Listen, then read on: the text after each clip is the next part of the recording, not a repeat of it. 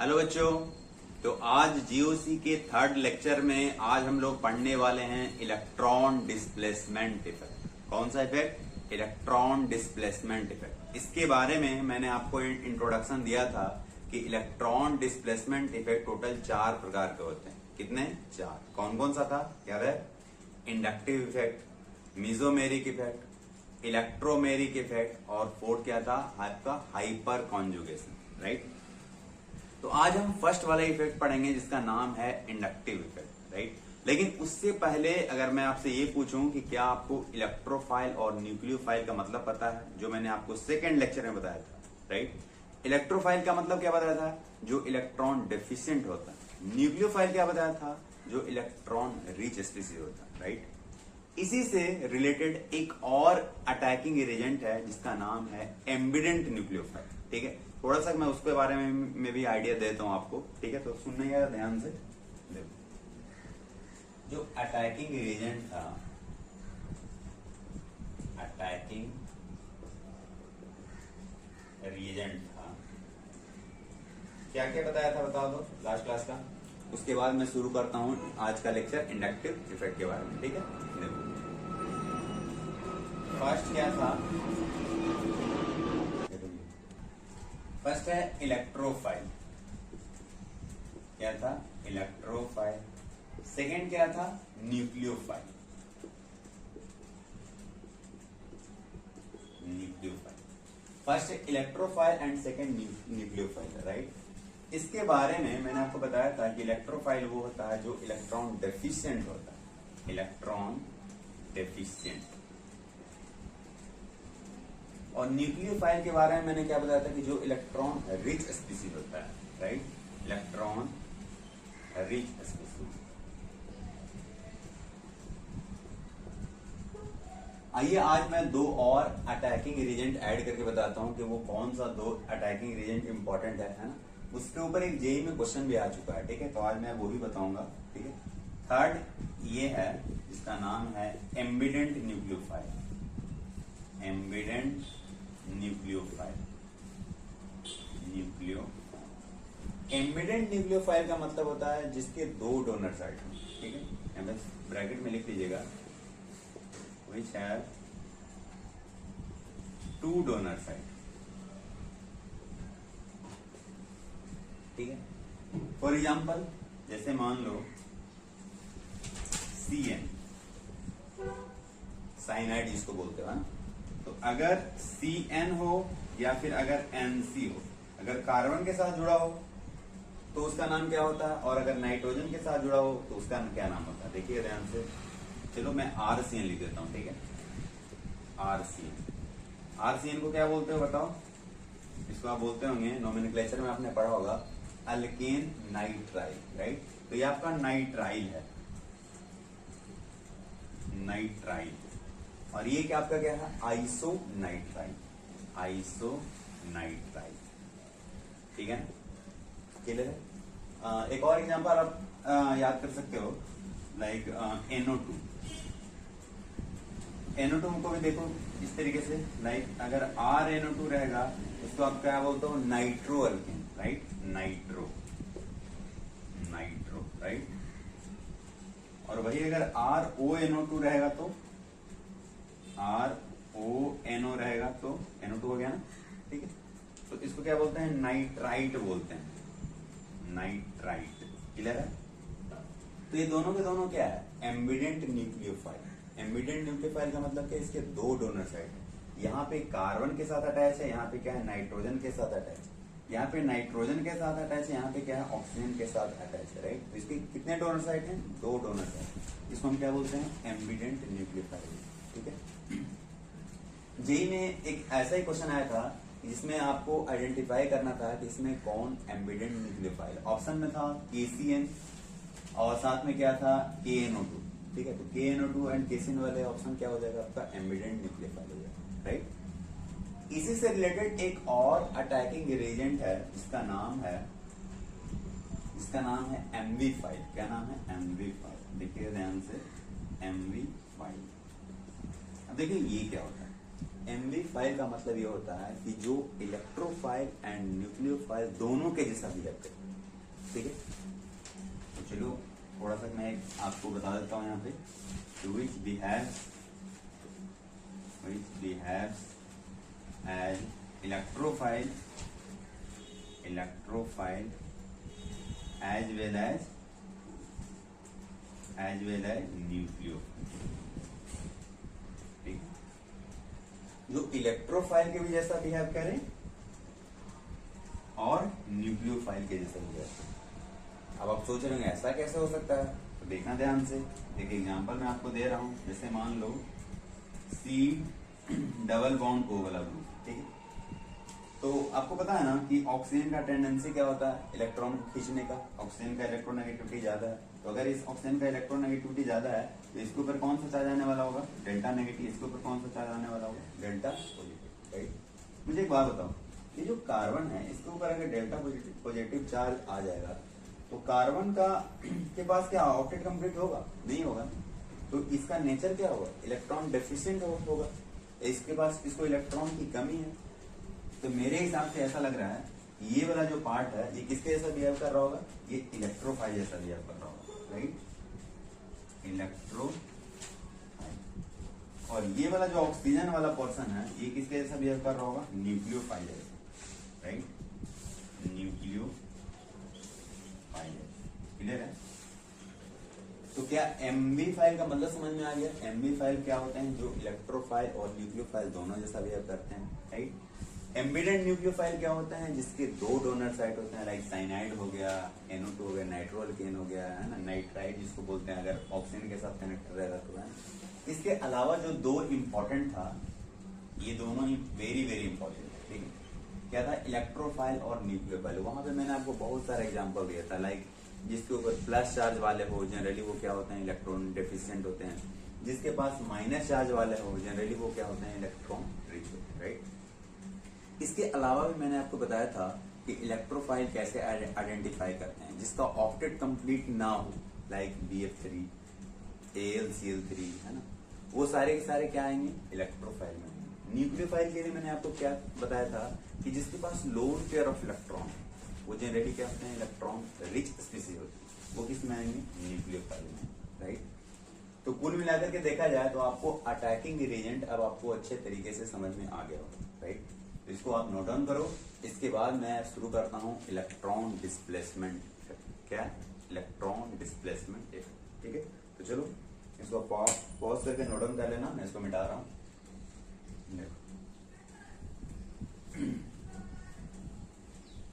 ये जो ज्यादा इंपॉर्टेंट है, इस पे क्वेश्चन आ चुका है जेईई में, ठीक है, 2021 में, ठीक है। इसका BBA कर लेना, वेरी वेरी इंपॉर्टेंट। अब हम बात करते हैं, आज का जो हमारा लेक्चर है वो इलेक्ट्रॉन डिस्प्लेसमेंट इफेक्ट के ऊपर है, जिसमें सबसे पहले हम बात करेंगे कौन सा, फर्स्ट जो आपका इफेक्ट था जिसको आप परमानेंट इफेक्ट भी बोलते हो, वो है इंडक्टिव इफेक्ट, ठीक है। तो चलिए शुरू करते हैं।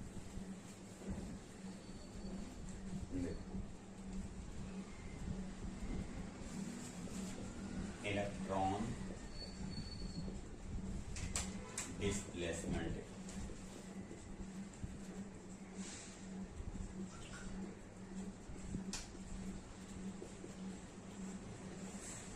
सबसे पहली बात कि आपको थोड़ा आइडिया होना चाहिए कि इलेक्ट्रॉन डिस्प्लेसमेंट का मतलब किस तरीके से इलेक्ट्रॉन डिस्प्लेस्ड हो जाते हैं। अगर मैं आपको एक छोटा सा एग्जांपल देकर के समझाऊं कुछ इस तरीके से, जैसे मान लो ये कोई X कोई एलिमेंट है, ये मान लो डबल बॉन्ड, ठीक है। अगर ये डबल बॉन्ड इस साइड आया, I mean आ सकता है ना, रेजोनेंस होगा, डबल बॉन्ड इस साइड है ना, तो आप इसको कुछ इस तरीके से भी दिखा सकते हो, ठीक है। डबल बॉन्ड यहां से यहां आ गया, या फिर आप बोल सकते हो कि चलो मान लो डबल बॉन्ड इस साइड है और X है कुछ इस तरीके से। यहाँ पे क्या हो रहा है, इलेक्ट्रॉन डिस्प्लेस हो रहा है ना, देखो ये इलेक्ट्रॉन इस साइड से इस साइड आ गया। उस तरीके से अगर आप ये देखना चाहो कुछ ऐसे भी समझ सकते हो, जैसे मान लो ये जो दो इलेक्ट्रॉन है इसके ऊपर भी आ सकता है, राइट। तो यहाँ पे कुछ इस तरीके से इसको दिखाएंगे, लोन पेयर है। एक और आप काम कर सकते हो, पता है क्या, जैसे मान लो ये आपका एक्स था, 2 इलेक्ट्रॉन यहाँ पे, राइट, इसको इधर डिस्प्लेस कर दो तो यहाँ पे क्या आ जाएगा, डबल बॉन्ड आ जाएगा। 2 इलेक्ट्रॉन है ना, तो क्या आ जाएगा बताओ, सिंगल बॉन्ड, ये आपका हो जाएगा डबल बॉन्ड। ठीक, इस तरीके से क्या होता है, इलेक्ट्रॉन डिस्प्लेस हो जाते हैं, राइट। तो चलिए जो टोटल इलेक्ट्रॉन डिस्प्लेसमेंट इफेक्ट था कौन कौन से है उसके ऊपर थोड़ा बात कर लेते हैं। सबसे पहला जो आता है उसको बोलते हैं इंडक्टिव इफेक्ट। क्या बोलते हैं, इंडक्टिव इफेक्ट। सेकेंड वन जिसको बोलते हैं मिजोमेरिक इफेक्ट। क्या बोलते हैं, mesomeric effect, mesomeric effect. Third जो है उसको बोलते हैं हाइपर कॉन्जुगेशन। क्या बोलते हैं, हाइपर कॉन्जुगेशन। और फोर्थ जो है जिसको बोलते हैं इलेक्ट्रोमेरिक इफेक्ट। क्या बोलते हैं, इलेक्ट्रोमेरिक इफेक्ट। ठीक है, और समझिए ध्यान से, ये जो आपका मिजोमेरिक इफेक्ट है इसको रेजोनेंस इफेक्ट भी बोलते हैं। रेजोनेंस इफेक्ट मैं आपको बताऊंगा जब मैं आपको रेजोनेंस इफेक्ट पढ़ाऊंगा। ठीक, वहां पे एक और चीज मैं आपको बताने वाला हूं, बताऊंगा कि मिजोमेरिक इफेक्ट जो है ना वो तब होगा जब रेजोनेंस होगा, लेकिन जरूरी नहीं कि जहां पे रेजोनेंस होगा वहां पे मिजोमेरिक इफेक्ट होगा ही होगा। ठीक है, ये चीज मैं आपको बताऊंगा जब मैं आपको सेकंड वाला इफेक्ट पढ़ाऊंगा तब। ठीक है, अब समझिए ध्यान से, ये जो इंडक्टिव इफेक्ट है और मिजोमेरिक एंड हाइपर कॉन्जुगेशन, ये तीनों के तीनों जो है ये आपका परमानेंट इफेक्ट है। कौन सा है, परमानेंट इफेक्ट। ठीक, तो फिर ये जो लास्ट जो हमारा बच गया कौन सा है, इलेक्ट्रोमेरिक इफेक्ट। ये कौन सा इफेक्ट हो गया, ये आपका टेम्पोररी इफेक्ट। ये आपका कौन सा है, टेम्पोररी इफेक्ट। ठीक, तो एक रफ आइडिया हो गया होगा, inductive effect, mesomeric effect, hyper conjugation and last में क्या, इलेक्ट्रोमेरिक इफेक्ट। हमें पूरे जनरल ऑर्गेनिक केमिस्ट्री में यही 4 इफेक्ट के बारे में पढ़ना है। ठीक है, तो चलिए इसको नोट डाउन करो, इसके बाद मैं शुरू कर रहा हूँ फर्स्ट वाला इफेक्ट जिसका नाम क्या है, इंडक्टिव इफेक्ट। और हाँ, सबसे ज्यादा जो इंपॉर्टेंट है वो कौन सा इफेक्ट है, इंडक्टिव इफेक्ट एंड मिजोमेरिक, सबसे ज्यादा इंपॉर्टेंट। उसके बाद इंपॉर्टेंट क्या है, हाइपर कॉन्जुगेशन। और सबसे लास्ट जो है इससे बहुत कम क्वेश्चन आते हैं जिसका नाम क्या है, इलेक्ट्रोमेरिक इफेक्ट। नाम से पता चल रहा है, देखो इधर टेम्पररी इफेक्ट है कुछ देर के लिए। ठीक है, तो आइए हम बात करते हैं परमानेंट इफेक्ट में जो पहला इफेक्ट है जिसका नाम क्या है, इंडक्टिव इफेक्ट, उसको। ठीक है, तो चलो मैं इसको मिटा रहा हूं, देखिए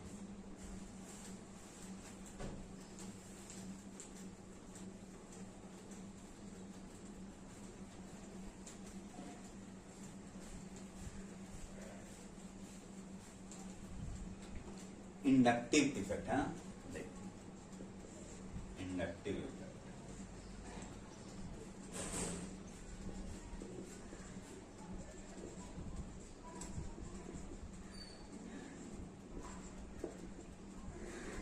सबसे पहले तो इंडक्टिव इफेक्ट में बात करने से पहले मैं आपको इसके बारे में थोड़ा एक रफ आइडिया देता हूं कि इंडक्टिव इफेक्ट आखिर होता क्यों, ठीक है, और कैसे होता है, राइट। जैसे मान लो ये कार्बन है, ये कार्बन है, ये कार्बन है, ये कार्बन है और ये कोई एक्स। ठीक है, एक और एग्जांपल ले लो, चलो एक कार्बन, ये कार्बन, ये कार्बन, ये कार्बन और ये आपका क्या है, मान लो वाई। ये दोनों एग्जांपल से मैं आपको बताऊंगा इंडक्टिव इफेक्ट किस तरीके से इसमें होता है। ठीक है, देखो ध्यान से, ये जो एक्स है कुछ देर के लिए मैं मान ले रहा हूं कि कार्बन और ये जो एक्स जो भी एलिमेंट है उसमें एक्स क्या है, ज्यादा इलेक्ट्रोनेगेटिव। एक्स अगर मोर इलेक्ट्रोनेगेटिव होगा कार्बन से, तो अगर मोर इलेक्ट्रोनेगेटिव होगा कार्बन से, इसका मतलब क्या, इसका टेंडेंसी क्या होगा, इसके इलेक्ट्रॉन को अपनी ओर खींचने का, राइट। इलेक्ट्रोनेगेटिविटी का मतलब आपको पता है ना, कि tendency to attract shared pair of electron. Clear है, तो अगर एक्स ज्यादा इलेक्ट्रोनेगेटिव है कार्बन से, तो कार्बन से ये इलेक्ट्रॉन अपनी ओर खींचेगा, राइट। तो अगर कार्बन से अपनी ओर इलेक्ट्रॉन खींचेगा तो इसके ऊपर चार्ज क्या आ जाएगा, डेल्टा नेगेटिव, राइट। तो इसके ऊपर चार्ज क्या होगा, डेल्टा पॉजिटिव हो जाएगा। क्लियर है, कार्बन के ऊपर चार्ज कितना है डेल्टा पॉजिटिव और एक्स के ऊपर चार्ज क्या होगा डेल्टा नेगेटिव, राइट। अब सुनिएगा ध्यान से, यहाँ पे कार्बन क्या है, कार्बन के ऊपर कितना चार्ज होगा डेल्टा पॉजिटिव, राइट। मुझे एक बात बताओ, यहाँ पे कार्बन के ऊपर कोई चार्ज नहीं है, यहाँ पे कार्बन के ऊपर डेल्टा पॉजिटिव चार्ज, राइट। इस कार्बन का क्या होगा, इन ये दोनों कार्बन में किसका इलेक्ट्रोनेगेटिविटी ज्यादा होगा बताओ। अगर आपको नहीं समझ में आ रहा होगा तो आप यहाँ से कुछ इस तरीके से समझ सकते हो कि जैसे मान लो कोई भी एलिमेंट ए, ठीक है, एक मान लो ए प्लस है और एक क्या मान लो ए माइनस, ठीक है, मुझे नहीं पता कौन सा एलिमेंट, ठीक है। अगर मैं आपसे पूछूं कि इसमें किसका इलेक्ट्रोनेगेटिविटी ज्यादा है, ऑर्डर ऑफ इलेक्ट्रोनेगेटिविटी अगर आपको बताना है, क्या ऑर्डर ऑफ इलेक्ट्रोनेगेटिविटी। इलेक्ट्रोनेगेटिविटी का मतलब आपको पता है कि tendency to attract shared pair of, right.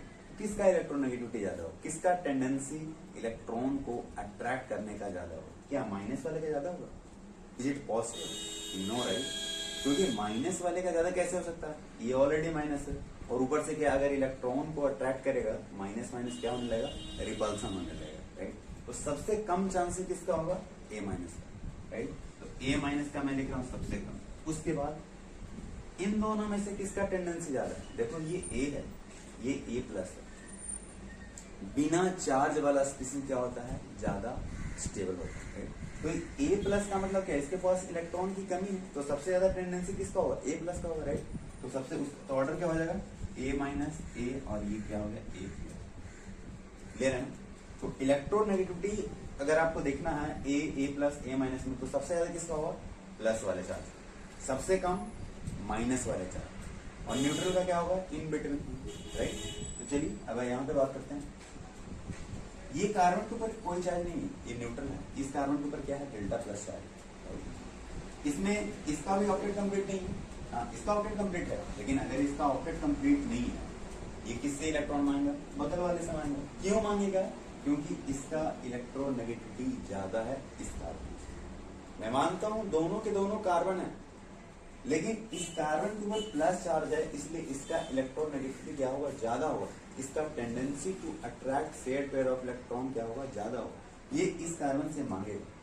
तो अगर मैं यहाँ पे डेल्टा 1 लिखूं तो यहाँ पे कौन सा चार्ज आने वाला, डेल्टा 2 प्लस, क्योंकि इसने इलेक्ट्रॉन दिया। उसी तरीके से डेल्टा ये इससे मांगेगा, क्योंकि इसका इलेक्ट्रोनेगेटिविटी क्या है, ज्यादा, राइट। ये पॉइंट समझ में आ रहा है, डेल्टा 3 प्लस, राइट। उसी तरीके से लास्ट में क्या आ जाएगा, डेल्टा 4 प्लस, राइट। बोले ये पॉइंट समझ में आ रहा है। एक्स का इलेक्ट्रोनेगेटिविटी ज्यादा है, एक्स ने इलेक्ट्रॉन खींचा, इसलिए इसके ऊपर चार्ज क्या आ गया, प्लस। अब इसका इलेक्ट्रोनेगेटिविटी ज्यादा हो गया, इसलिए इसने इलेक्ट्रॉन इससे खींचा, इसलिए इसके ऊपर भी चार्ज हो गया, प्लस। इस तरीके से ये चीजें चलता जा रहा है, ठीक है। तो बात समझ में आ रहा है या नहीं आ रहा कि यहाँ पे एक्स का इलेक्ट्रोनेगेटिविटी ज्यादा है। अब अगर मैं दूसरा एग्जाम्पल लेता हूँ कि मान लो कार्बन और वाई, ठीक है, उसमें कार्बन का इलेक्ट्रोनेगेटिविटी ज्यादा है, और अगर कार्बन का इलेक्ट्रोनेगेटिविटी ज्यादा है तो कार्बन अपनी ओर इलेक्ट्रॉन खींचेगा, राइट। तो अगर कार्बन अपनी ओर इलेक्ट्रॉन खींचेगा तो कार्बन के ऊपर चार्ज कितना होने वाला है, डेल्टा ऑफ नेगेटिव। तो इसके ऊपर चार्ज क्या होगा, डेल्टा ऑफ पॉजिटिव, है। तो बात समझ में आ रहा है, ये जो एक्स है या फिर ये जो वाई है, उसका इसके कारण जो इफेक्ट हो रहा है ना, उसी इफेक्ट को क्या बोलते हैं, इंडक्टिव इफेक्ट बोलते हैं। क्या बोलते हैं, इंडक्टिव इफेक्ट बोलते हैं, ठीक है। मैं इसका डेफिनेशन लिखवाता हूँ, पहले थोड़ा सा ये समझ लो, ठीक है। देखो डेल्टा नेगेटिव, अब मुझे एक बात बताओ, अभी मैंने थोड़ा देर पहले बताया कि डेल्टा नेगेटिव सॉरी ए नेगेटिव और ए, इन दोनों में किसका इलेक्ट्रोनेगेटिविटी ज्यादा है, ए का ज्यादा है, राइट। तो ए अपनी ओर इलेक्ट्रॉन खींचेगा, इसका टेंडेंसी ज्यादा है ना। तो बताइए इन दोनों में किसका इलेक्ट्रोनेगेटिविटी ज्यादा है, इसका इलेक्ट्रोनेगेटिविटी ज्यादा है, इसका इलेक्ट्रोनेगेटिविटी कम है, तो ये अपनी ओर इलेक्ट्रॉन को खींचेगा, यस और नो, ठीक है। तो यहाँ पे चार्ज क्या होगा, डेल्टा 2, अगर मैं इसको डेल्टा 1 मान लेता हूँ तो ये हमारा क्या हुआ, डेल्टा 2 नेगेटिव। उसी तरीके से ये क्या हुआ, डेल्टा 3 नेगेटिव। उसी तरीके से ये आपका क्या हो जाएगा, डेल्टा 4 नेगेटिव। बोलो बात समझ में आ रहा है, ठीक है। अब सुनो ध्यान से, सबसे पहले इंडक्टिव इफेक्ट के बारे में पहले इसका डेफिनेशन लिख लेते हैं, है ना। एक रफ आइडिया हो गया ना कि इंडक्टिव इफेक्ट का मतलब क्या होता है, ठीक है। देखो इंडक्टिव इफेक्ट का कुछ इस तरीके से डिफाइन कर सकते हैं कि in a polar covalent bond in a polar covalent bond, polar covalent bond, ठीक है। पोलर कोवेलेंट बॉन्ड है, कोवेलेंट बॉन्ड है, चार्ज भी देख लो पार्शियल पॉजिटिव पार्शियल नेगेटिव का है। तो इन पोलर कोवेलेंट बॉन्ड पर इलेक्ट्रॉन्स आर क्या हो रहा है, इलेक्ट्रॉन बताओ, in polar covalent bond electrons are displaced हो रहा है, किधर हो रहा है, जिधर ज्यादा इलेक्ट्रोनेगेटिव। बोल सकते हैं कि in polar covalent bond electrons are displaced, electrons are displaced to the more electronegative, to the more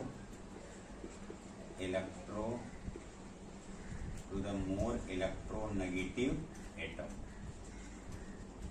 बोल सकते हैं in a polar covalent bond electrons are displaced to the more electronegative atom, right? And hence partial charge are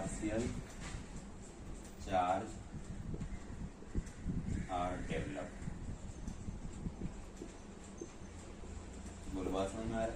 partial charge मतलब delta minus delta plus, right. ये polar covalent bond है, अगर ये आयनिक रहता तो सीधा लिखते प्लस माइनस, जैसे NaCl रहता तो NaCl में आप क्या बोलते Na plus and Cl minus, right. तो देखिए अब एक और चीज, मुझे एक बात बताओ, ये x था डेल्टा नेगेटिव मैंने लिखा है, यहाँ पे क्या लिखा डेल्टा 1 पॉजिटिव। अगर मैं आपसे ये पूछूं कि इसमें इसका मैग्नीट्यूड अगर मैं ले लूं डेल्टा 4 डेल्टा 3 डेल्टा 2 डेल्टा 1 है ना, इसका मोड ले लेता हूँ, इसका मैं ऑर्डर क्या होगा, सबसे ज्यादा कौन होगा, डेल्टा 1 होगा या डेल्टा 2 होगा बताओ। मेरे हिसाब से सबसे ज्यादा क्या होने वाला, डेल्टा 1। क्यों, क्योंकि देखो जितना ज्यादा ये इलेक्ट्रॉन अपनी ओर खींचेगा उतना ज्यादा इसके ऊपर चार्ज क्या होगा, माइनस, और उतना ही ज्यादा इसके ऊपर चार्ज क्या होगा, प्लस, राइट। तो सबसे ज्यादा हो गया ना प्लस। अब इसको अगर इलेक्ट्रॉन की कमी है तो ये इससे इलेक्ट्रॉन आएगा, तो क्या ये अपना उतना इलेक्ट्रॉन दे सकता है जितना इसको नीड है ना, ये थोड़ा कम देगा। बोलेगा यार मैं तुमको इलेक्ट्रॉन क्यों दूं, मेरा तो ऑक्टेट कंप्लीट है, अगर मैं आपको इलेक्ट्रॉन दे दूंगा मेरा ऑक्टेट क्या हो जाए, इनकम्प्लीट हो जाए, तो ये थोड़ा इलेक्ट्रॉन इसको दे दूं। अब इसको थोड़ा की जरूरत पड़ा, ये बगल वाले से मांग लिया, राइट। तो कुल मिलाकर के अगर मैं ऑर्डर की बात करूं तो यहाँ पे ऑर्डर ये होने वाला है कि डेल्टा 1 जो है वो ज्यादा है किससे, डेल्टा ऑफ 2 पॉजिटिव से, और ये ज्यादा है किससे, डेल्टा ऑफ 3 पॉजिटिव, राइट। एक और चीज, ये जो डेल्टा 4 प्लस है ना, एक्सपेरिमेंटली ये देखा गया कि इसका जो इफेक्ट है इंडक्टिव इफेक्ट वो धीरे धीरे क्या होने लगा, डिसअपियर होने लगा। मेरा मतलब ये है कि अप टू 3 कार्बन, अगर ये कार्बन एटम 1 है, ये 2 है और ये 3 है, अप टू 3 कार्बन एटम तक इसका इफेक्ट देखा गया। लेकिन एक्सपेरिमेंटली क्या देखा गया कि जैसे 3 कार्बन से आगे बढ़ते हैं इसका इफेक्ट क्या हो गया, खत्म हो गया। तो कुल मिलाकर के हम ये भी बोल सकते हैं कि इंडक्टिव इफेक्ट जो होता है वो डिस्टेंस डिपेंडेंट इफेक्ट है। क्या है, डिस्टेंस डिपेंडेंट इफेक्ट है। ये सारा पॉइंट मैं लिखवाने वाला हूँ, अभी पहले ये एग्जाम्पल से थोड़ा सा समझने की कोशिश करवा, ठीक है। देख तो ये हो गया। उसी तरीके से मैं अगर मैं यहाँ पे ऑर्डर पूछूं, यहाँ पे आप क्या बोलोगे दोस्तों, मुझे लग रहा है कि जितना ज्यादा इसके ऊपर नेगेटिव चार्ज उतना ज्यादा इसके ऊपर क्या होगा, पॉजिटिव चार्ज, राइट। तो सबसे ज्यादा क्या होने वाला है, यही होने वाला है ना, बताओ क्या हो जाए ऑर्डर, डेल्टा 1 नेगेटिव ज्यादा हो किससे, डेल्टा ऑफ 2 नेगेटिव से, वो ज्यादा हो किससे, डेल्टा ऑफ 3 नेगेटिव, राइट। इस इफेक्ट को तो हम देखेंगे ही नहीं, क्यों, क्योंकि एक्सपेरिमेंट में देखा गया कि अप टू 3 कार्बन एटम तक ही ये इफेक्ट वैलिड है, उसके बाद क्या होंगे, खत्म हो गया, राइट। आप समझिएगा ध्यान से। एक और चीज, ये जो X है ना, X ने क्या किया, इलेक्ट्रॉन को खींचा अपनी ओर, और ये जो Y है वो इलेक्ट्रॉन को क्या किया, डोनेट किया, ठीक है। तो ये जो Y है इसको हम बोलते हैं इलेक्ट्रॉन डोनेटिंग ग्रुप। क्या बोलते हैं, electron donating group, donating group. Short form में मैं इसका यूज करने वाला हूं ED, इलेक्ट्रॉन डोनेटिंग। इसने इलेक्ट्रॉन को डोनेट किया। उसी तरीके से इसको क्या बोलेंगे बताओ, इसको बोलेंगे क्या, इलेक्ट्रॉन विड्रॉइंग ग्रुप। क्या बोलेंगे बताओ, electron withdrawing group, electron withdrawing group. बोलो क्लियर है ना। तो इलेक्ट्रॉन डोनेटिंग का मतलब क्या, इलेक्ट्रॉन डोनेट करेगा। देखो इसने डोनेट किया।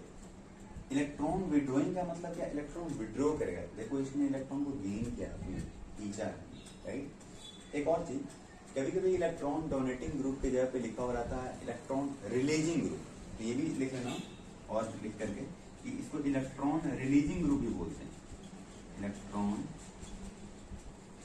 रिलीजिंग ग्रुप भी बोलते हैं, ठीक है। इसको शॉर्ट फॉर्म बोलते हैं EWG, इलेक्ट्रॉन विड्रॉइंग ग्रुप। इसको क्या बोलते हैं, इलेक्ट्रॉन डोनेटिंग, ठीक है। मैं आज आपको बताने वाला हूँ कैसे कौन कौन से ग्रुप होते हैं जो इलेक्ट्रॉन को डोनेट करते हैं, और ऐसे कौन से ग्रुप होते हैं जिसको बोलते हैं electron withdrawing group. I mean वो इलेक्ट्रॉन को क्या करते हैं, विड्रॉ करते हैं। क्लियर है ना, एक रफ आइडिया हो गया होगा आपको, है ना। और हाँ, एक और चीज, इंडक्टिव इफेक्ट को भी दो पार्ट में क्लासिफाई किया गया।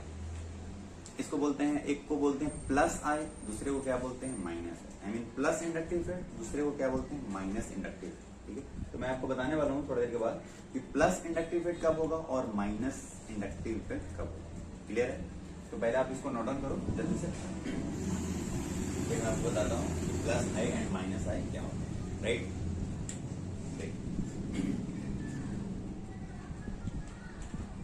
हो गया,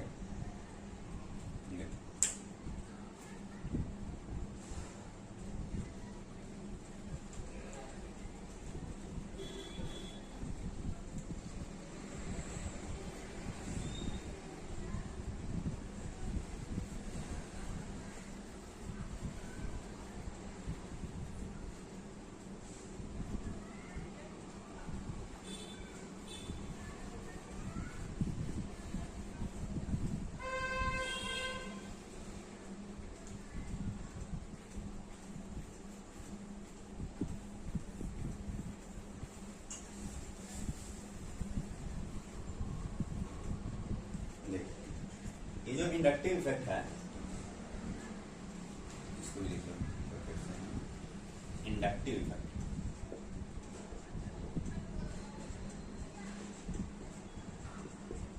इसको भी दो पार्ट में क्लासिफाई किया गया है। एक को बोलते हैं प्लस आई इफेक्ट, दूसरे को बोलते हैं माइनस आई। अब ये प्लस आई कब होगा, माइनस आई कब होगा, उसके बारे में थोड़ा बात कर लेते हैं। जैसे अभी मैंने आपको छोटा सा एग्जांपल लिया था कि लाइक सी कार्बन है, कुछ इस तरीके से, ये मान लो एक्स है, ये कार्बन है, ये कार्बन है, ये कार्बन है, ये आपका क्या है, वाई, ठीक है। ये एक्स है और ये आपका क्या है, वाई। अगर एक्स इलेक्ट्रॉन को डोनेट करेगा, क्या, अगर एक्स इलेक्ट्रॉन को डोनेट करेगा, आई मीन इसके ऊपर चार्ज होने वाला क्या, डेल्टा प्लस। ये आपका कौन सा ग्रुप होने वाला है, इलेक्ट्रॉन डोनेटिंग। तो अगर x इलेक्ट्रॉन को डोनेट करेगा, उस इफेक्ट को क्या बोलते हैं, प्लस आई इफेक्ट बोलते हैं। क्या, प्लस आई। तो प्लस आई का मतलब क्या हो गया, इलेक्ट्रॉन डोनेटिंग। माइनस आई का होगा अगर ये इलेक्ट्रॉन को क्या करेगा, विड्रॉ करेगा, इसके ऊपर चार्ज क्या हो जाएगा, डेल्टा ऑफ नेगेटिव। तो यहाँ पे हम क्या बोल रहे हैं, इलेक्ट्रॉन विड्रॉइंग ग्रुप। यहाँ पे क्या बोलेंगे, माइनस आई इफेक्ट। क्या बोलेंगे, माइनस आई इफेक्ट, राइट। अब मैं आपको बताता हूं कुछ एग्जांपल लेकर के, आपसे खुद पूछूंगा कि कौन इलेक्ट्रॉन को डोनेट करेगा और कौन इलेक्ट्रॉन को विड्रॉ करेगा। क्लियर है, चलो देखो, इसको पहले नोट डाउन कर लो, फिर मैं आपको बताता हूँ कि प्लस आई कब होगा, माइनस आई कब होगा, कौन इलेक्ट्रॉन को डोनेट करेगा, कौन इलेक्ट्रॉन को विड्रॉ करेगा। क्लियर है, चलिए तो जल्दी से छाप लो इसको। देखो आइए बात करते हैं plus I and minus I.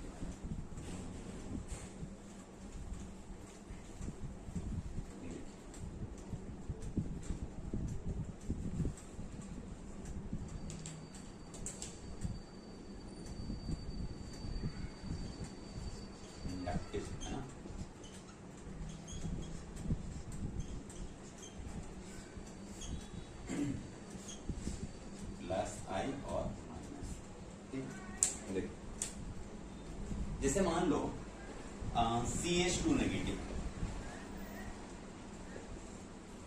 NH negative,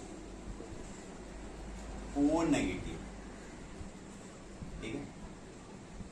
सबसे पहली बात कि आपको ये बताना है कि ये इलेक्ट्रॉन डोनेटिंग ग्रुप है या इलेक्ट्रॉन विड्रॉइंग ग्रुप है। ये इलेक्ट्रॉन को क्या डोनेट करेगा या इलेक्ट्रॉन को विड्रॉ करेगा, बताओ। जिसके ऊपर माइनस चार्ज हो, जिसके पास लोन पेयर ऑफ इलेक्ट्रॉन हो, उसके बारे में मैंने आपको क्या बताया था, वो इलेक्ट्रॉन को क्या करेगा, डोनेट करेगा, राइट, पक्का ना। तो ये इलेक्ट्रॉन को क्या करेंगे, डोनेट करेंगे। और अगर ये इलेक्ट्रॉन को डोनेट करेंगे तो यहाँ पे कौन सा इफेक्ट के बारे में बात करने वाले हैं, प्लस आई इफेक्ट के बारे में, क्लियर है ना। तो यहाँ पे कौन सा इफेक्ट होगा, plus I mean plus inductive effect, right. चलो वो भी ठीक है, प्लस इंडक्टिव इफेक्ट होगा। यहाँ पे कौन सा इफेक्ट होगा, प्लस इंडक्टिव इफेक्ट होगा, प्लस आई, ठीक है, कोई दिक्कत नहीं। तो प्लस आई जो होता है, आई मीन उसके पास टेंडेंसी होता है इलेक्ट्रॉन को डोनेट करने का, राइट। लेकिन अगर मैं आपसे ये पूछूं कि ये भी नेगेटिव चार्ज वाला है, ये भी नेगेटिव चार्ज वाला है और ये भी नेगेटिव चार्ज वाला है, तो इसमें किसका प्लस आई ज्यादा होगा, किसका इलेक्ट्रॉन डोनेट करने की टेंडेंसी ज्यादा होगा, ये आप कैसे बताओगे, थोड़ा सा सोचो, दिमाग लगाओ, देखो बताऊं। देखिए यहाँ पे कार्बन, नाइट्रोजन और ऑक्सीजन तीनों के तीनों क्या होते हैं, इलेक्ट्रोनेगेटिव एलिमेंट है। ऑक्सीजन सबसे ज्यादा इलेक्ट्रोनेगेटिव, उसके बाद नाइट्रोजन, उसके बाद कार्बन, राइट। आपको एक चीज पता होगा कि negative charge on more electronegative atom will be more stable, पता है नहीं? अगर नहीं पता है तो नोट डाउन, यहाँ पे नोट करके लिख लो साइड में कि negative charge on more electronegative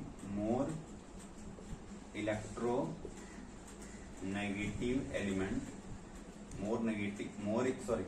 negative charge on more electronegative element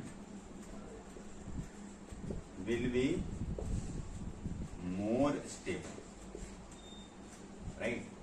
अगर negative charge more electronegative element पे है तो वो क्या होगा, ज्यादा स्टेबल होगा। तो यहाँ पे मेरे हिसाब से ऑक्सीजन क्या है, सबसे ज्यादा इलेक्ट्रोनेगेटिव है और नेगेटिव चार्ज उसके ऊपर है, तो ये सबसे ज्यादा क्या होगा, स्टेबल होगा।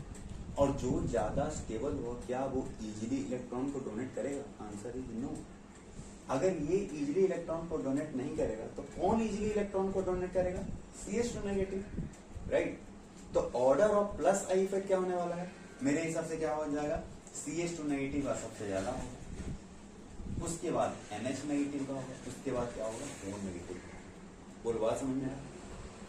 तो पहली बात तो आपको ये क्लियर हो गया कि किसमें प्लस आई होगा, किसमें माइनस आई होगा, वो हम कैसे बताएंगे देख करके, राइट। उसके लिए आपको क्या देखना है कि उसका नेचर क्या है, आई मीन इलेक्ट्रॉन डोनेटिंग है या फिर क्या है, इलेक्ट्रॉन विड्रॉइंग, ठीक है। हाँ, आज मैं आपको कुछ ऐसा भी एग्जाम्पल कराने वाला हूँ कि जिसमें प्लस आई एंड माइनस आई दोनों होगा। वहां पे आप कैसे बताओगे कि किसमें प्लस आई होगा, किसमें माइनस आई होगा। हालांकि उसमें आपको बताने की जरूरत नहीं है, वहां पे एक्सपेरिमेंटली देखा जाता है इसका जो नेट इफेक्ट जो है वो प्लस आई होगा या फिर माइनस आई होगा, ठीक। तो उसके ऊपर हम बाद में बात करेंगे, ठीक है। सबसे पहले तो आप समझो कि प्लस आई कब होगा और माइनस आई कब होगा, क्लियर है। तो मेरे हिसाब से ये वाला चीज आपको क्लियर हो गया होगा, है ना।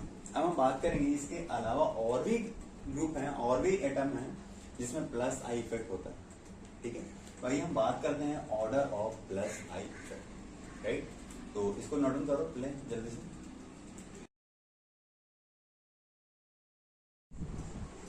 तो हम बात करेंगे क्या, order of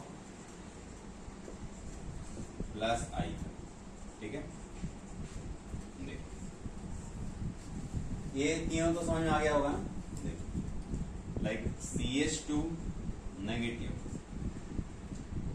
NH negative, O negative, ये तीनों तो ऊपर भी मैंने आपको करवा दिया है कि किस तरीके से बताते हैं ऑर्डर, राइट। उसके बाद होता है COO नेगेटिव, ठीक है। CH2 negative, NH negative, O negative, COO negative. इसके अलावा क्या, 3 degree alkyl, 3 degree alkyl, CH3, CH3, CH3। उसके बाद 2 degree alkyl like this CH3, ये हो गया क्या, CH3, हाँ 3 डिग्री, 2 डिग्री। उसके बाद होता है 1 degree, 1 degree like CH2, CH3, हाँ। उसके बाद होता है SiH3, उसके बाद होता है Ct3, उसके बाद होता है CD3, ठीक। उसके बाद होता है CH3, उसके बाद होता है T, उसके बाद होता है डी, और उसके बाद क्या होता है एच। ठीक है, ये टी और डी का मतलब तो समझ में आ रहा है ना।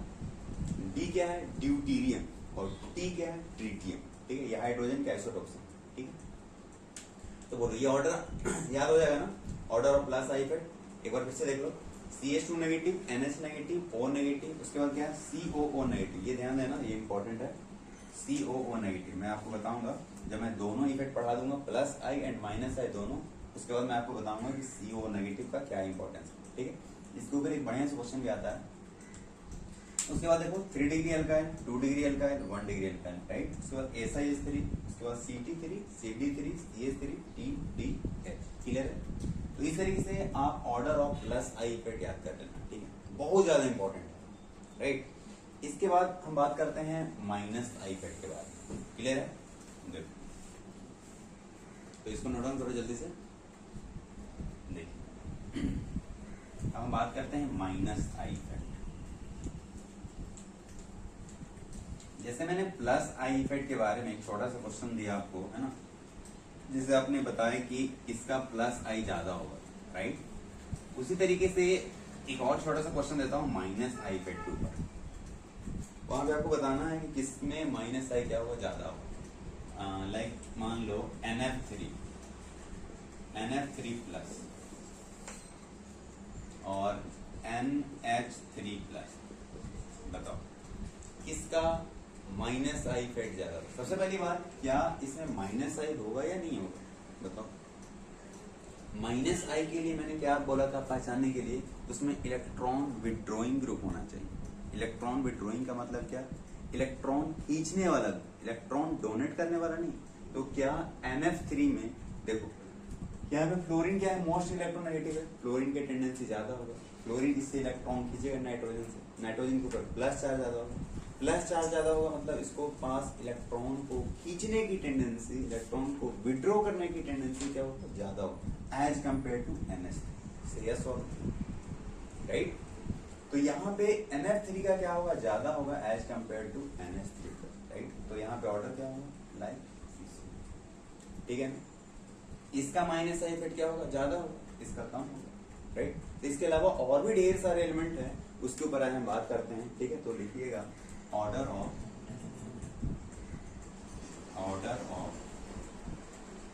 Minus I effect. ठीक है,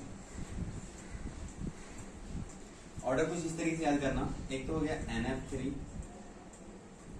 NF3 प्लस, उसके बाद होता है NR3 प्लस, ठीक है। उसके बाद होता है SR2, ठीक। उसके बाद होता है NH3 प्लस, ठीक है। उसके बाद होता है NO2, उसके बाद होता है SO3H, ठीक है। उसके बाद होता है CN, उसके बाद CHO, उसके बाद COOH, है ना। ध्यान देना COOH क्या है, माइनस है, और COO नेगेटिव क्या है, प्लस है। ठीक है, ये इंपॉर्टेंट है। तो NF3 हो गया, NR3 हो गया, SR2, NH3, NO2, SO3, CN, CHO, COH। उसके बाद फिर फ्लोरीन, ब्रोमीन, आयोडीन। उसके बाद OR, उसके बाद अल्कोहल, बोलो समझ में आ रहा है। उसके बाद अल्काइन, उसके बाद NH2, उसके बाद PH, उसके बाद होता है अल्कीन। ये आपको ऑर्डर याद करना पड़ेगा, ठीक है। अल्कीन, और लास्ट में क्या होता है, हाइड्रोजन। ठीक,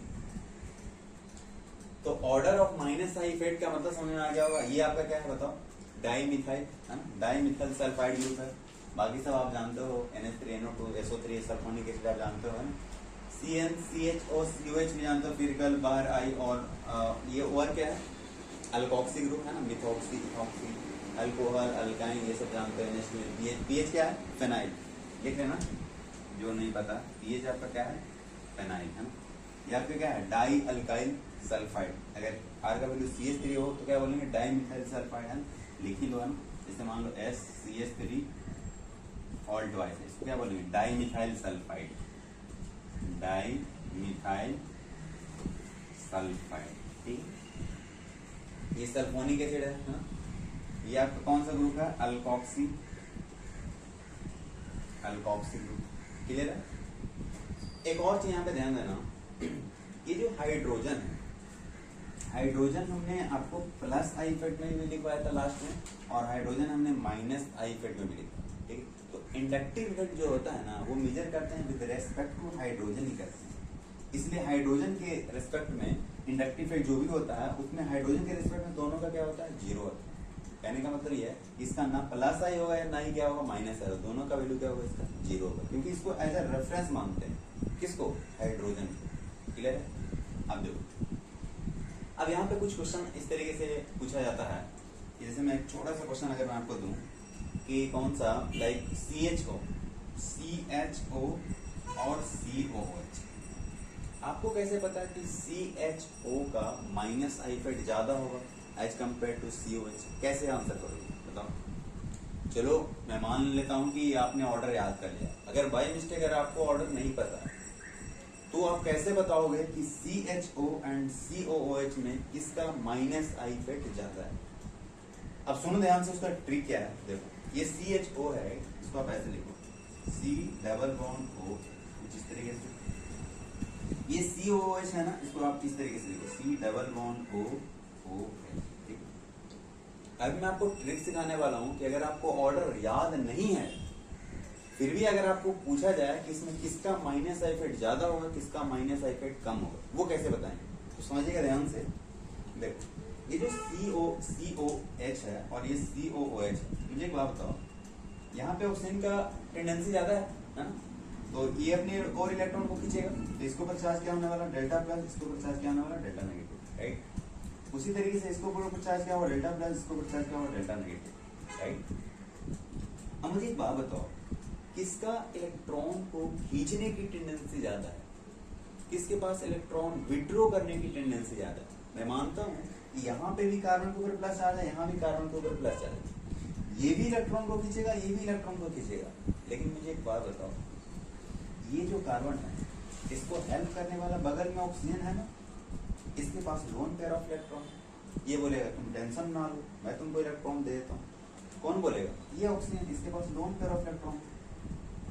लेकिन व्हाट अबाउट दिस, यहाँ पे हाइड्रोजन, इसके पास लोन पेयर ऑफ इलेक्ट्रॉन नहीं, इसको कोई देने वाला नहीं, तो मेरे हिसाब से इसका टेंडेंसी क्या होगा, इलेक्ट्रॉन खींचने का ज्यादा होगा as compare to COOH, yes और नो।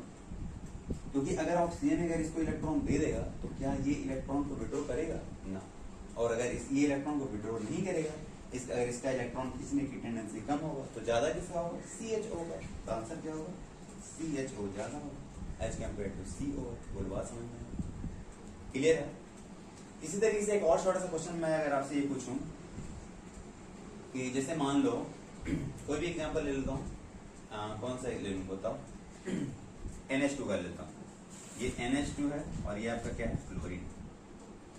इसमें भी मैक्सिमम लोगों को डाउट रहता है सर NH2 और क्लोरीन, इसमें क्लोरीन का इलेक्ट्रोनेगेटिविटी क्या है, ज्यादा है, सॉरी क्लोरीन का इलेक्ट्रोनेगेटिविटी और नाइट्रोजन का इलेक्ट्रोनेगेटिविटी ऑलमोस्ट क्या होता है, सेम होता है ना। नाइट्रोजन का कितना होता है, अराउंड 3, और क्लोरीन का कितना होता है, उसका भी अराउंड 3 के आसपास, तो दोनों का इलेक्ट्रोनेगेटिविटी क्या है, सेम है। तो अगर दोनों का इलेक्ट्रोनेगेटिविटी सेम है तो फिर क्लोरीन का माइनस आई इफेक्ट ज्यादा क्यों होता है एज कम्पेयर टू NH2, समझने वाली बात। यहाँ पे तो हम बोलेंगे कि यार यहाँ पे हाइड्रोजन ग्रुप लगा हुआ, यहाँ पे कोई ग्रुप लगा हुआ नहीं, तो फिर इसका क्यों ज्यादा होता है क्लोरीन का, अच्छा सवाल, समझिए ध्यान से। सो दरअसल बात ये है, यहाँ पे ये जो NH2 है ना, यहाँ पे नाइट्रोजन, एक हाइड्रोजन है, एक हाइड्रोजन, 2 हाइड्रोजन से कनेक्टेड। मुझे एक बात बताओ, नाइट्रोजन और हाइड्रोजन में किसका इलेक्ट्रोनेगेटिविटी ज्यादा, नाइट्रोजन का। और अगर नाइट्रोजन का इलेक्ट्रोनेगेटिविटी ज्यादा है तो नाइट्रोजन के ऊपर चार्ज क्या होगा, डेल्टा नेगेटिव, इसके ऊपर चार्ज क्या होगा, डेल्टा पॉजिटिव, और ये आपका न्यूट्रल क्लोरीन यहाँ पे। अब मुझे एक बात बताओ, यहाँ पे माइनस चार्ज आ गया नाइट्रोजन के ऊपर, और यहाँ पे क्लोरीन के ऊपर कोई भी चार्ज नहीं है। अब आप खुद ही सोचो कि जिसके ऊपर नेगेटिव चार्ज है, क्या उसका इलेक्ट्रॉन खींचने की टेंडेंसी बढ़िया होगा? यस और नो? मैंने अभी आपको थोड़ा देर पहले ही बताया था कि ए प्लस एंड ए नेगेटिव में सबसे कम टेंडेंसी किसका होता है इलेक्ट्रॉन को खींचने का? ए नेगेटिव का। इसका इलेक्ट्रोनेगेटिविटी क्या होगा? सबसे कम होगा। तो अगर इसका इलेक्ट्रोनेगेटिविटी सबसे कम होगा, आई मीन ये इसके पास इलेक्ट्रॉन विड्रॉ करने की टेंडेंसी कम होगा, तो ज्यादा किसको होगा? क्लोरीन को। इसीलिए क्लोरीन का माइनस आई इफेक्ट क्या होता है? ज्यादा होता है। बोलो बात समझ में आया कि क्लोरीन का माइनस आई इफेक्ट ज्यादा क्यों होता है? क्लियर है ना? तो इस तरीके से क्वेश्चन पूछे जाते हैं। अगर मान लो अगर आपको ऑर्डर याद ना हो तो आप इस तरीके से बता सकते हो किसका माइनस आई इफेक्ट ज्यादा होगा और किसका कम होगा, राइट? तो होप अब हर किसी को प्लस आई इफेक्ट का भी ऑर्डर समझ में आ गया होगा, माइनस आई इफेक्ट का भी ऑर्डर समझ में आ गया होगा, राइट? अब मैं एक छोटा सा एग्जांपल लेता हूं जिसमें प्लस आई एंड माइनस आई दोनों होगा, लेकिन एक्सपेरिमेंटली उसमें देखा गया है कि उसमें किसका प्लस आई ज्यादा होगा और किसका माइनस आई ज्यादा होगा, ठीक है? लेकिन उससे पहले थोड़ा सा और भी कुछ चीजें हैं जो नोट करके आप लिख लेना, ठीक है? पहले इसको मैं मिटा रहा हूं। देखो हो गया ना? देखो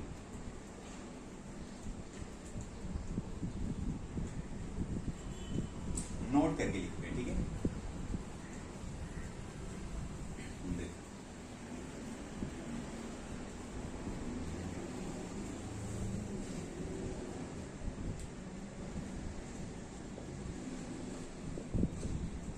इंडक्टिव इफेक्ट के बारे में कुछ पॉइंट लिख लेते हैं ना।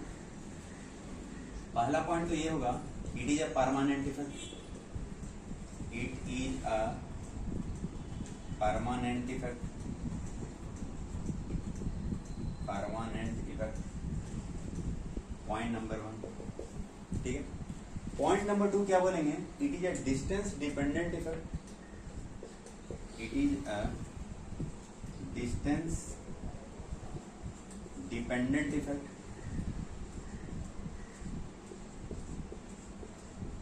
अगर ये डिस्टेंस के ऊपर डिपेंड करेगा तो हम क्या लिख सकते हैं?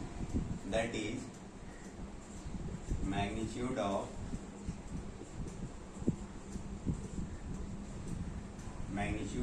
इंडक्टिव इफेक्ट जो होगा वो इनवर्सली प्रोपोर्शनल होगा किसके? डिस्टेंस के, ना?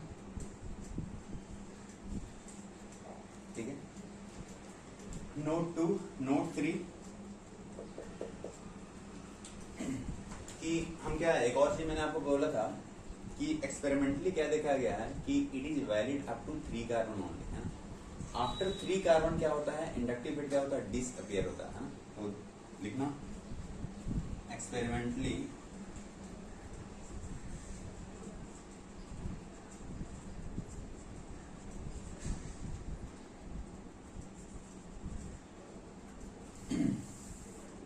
it is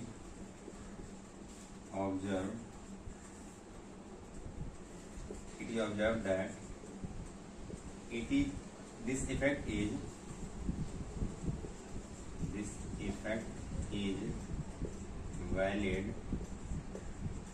up to 3rd carbon, right? That is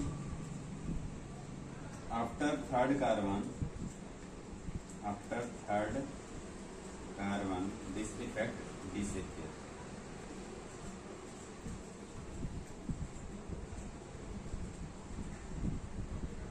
ठीक है? ये भी इंपॉर्टेंट है। एक और लिख सकते हो कि पार्शियल इलेक्ट्रॉन्स क्या हो गया? डिस्प्लेस हुआ था, पार्शियल चार्ज डेवलप हुआ था। एक और पॉइंट लिख लो कि partial charge are developed. Partial charge are developed, ठीक है? ये कुछ 4 इंपॉर्टेंट पॉइंट है जो कि आपको पता होने चाहिए, ठीक है? इसके अलावा मैं आपको बताने वाला हूं कि अगर प्लस आई एंड माइनस आई अगर दोनों इफेक्ट एक साथ हो तो उसमें हम कैसे बताएंगे कि किसमें प्लस आई होगा और किसमें माइनस आई होगा। क्लियर है? तो इसको जल्दी से नोट डाउन करो, फिर मैं बताता हूं। चलो हो गया? देखिए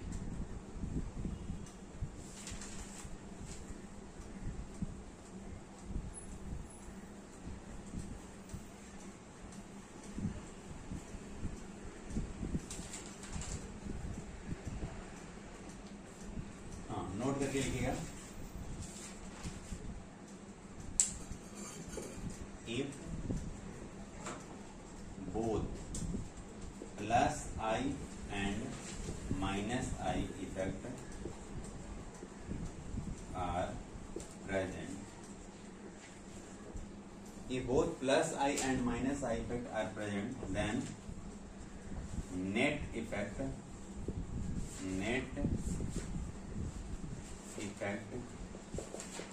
will be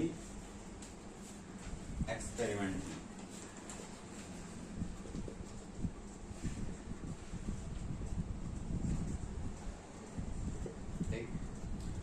नेट इफेक्ट क्या होगा, एक्सपेरिमेंट से पता चलेगा।